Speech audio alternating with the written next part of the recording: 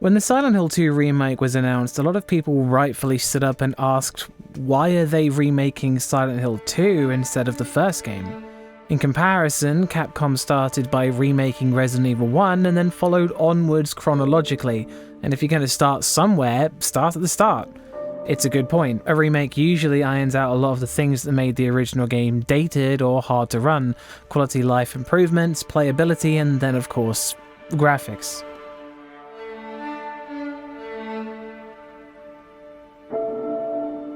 Silent Hill 1's graphics are naturally the most dated in the series, being released on the PlayStation 1, not a console known for its graphical fidelity, especially coming up to 30 years later. It's low resolution, grainy, full of dithering, and it's hard to make out exactly what things are in the darkness. So really, it's begging for a remake. But how do you improve graphics? It sounds like a stupid question. Really, the question should be, how do you maintain the original vision of something while also enhancing the way that it looks? For Dead Space Remake, it was largely just about keeping it as similar as possible to the original vision, and then just making the environments prettier with more detail, better lighting, and so forth. But Silent Hill 1 is a much older game. The environments are sometimes barren on purpose. Corridors sometimes contain nothing, and you can't even see too far down them, which works too well with the dread that it builds to ever consider changing it.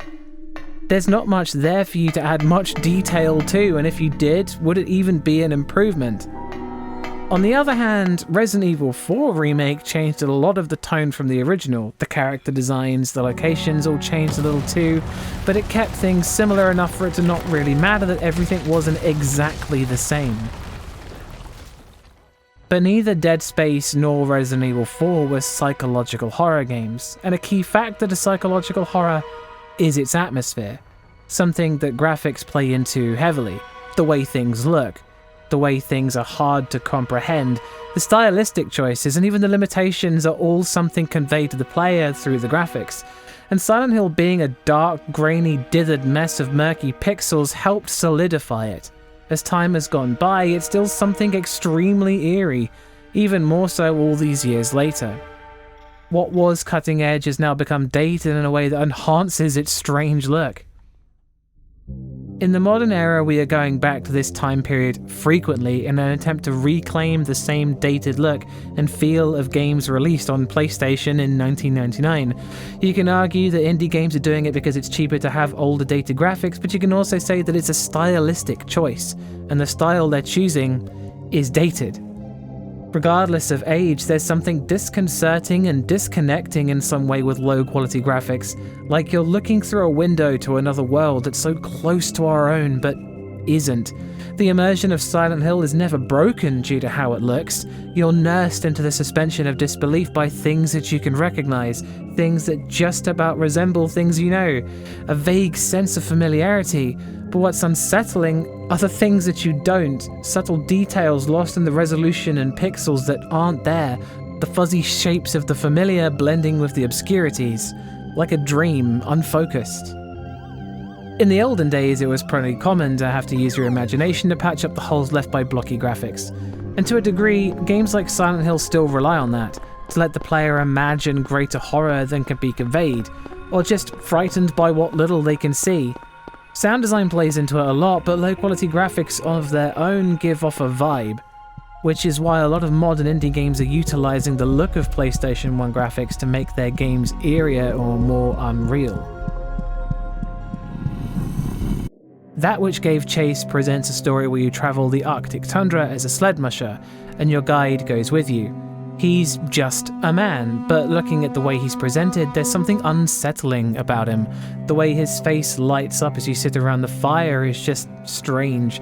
It's a person, but it isn't. If you presented him in a realistic way, something nearly photographic, would the guide even have the same feel, or would he just be a person? Sometimes the more detail you add to things, the less there is for the imagination to make up.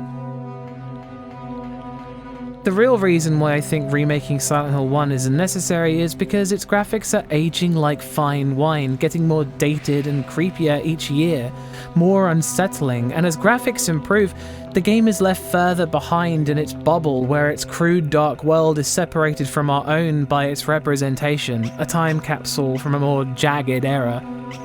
To bring the game forward to the modern era would rob it of the things that make it what it is, changing one thing that so many other developers strive for. Realism has its place in the terrestrial, bringing killers and gore to life, showing us the horrors of the real world in excruciating details, but things like cosmic horror and psychological horror are better not seen or not understood, presented in a way that even though you're looking at it, you still can't define what it is. A facsimile of the world we live in, imperfect on purpose.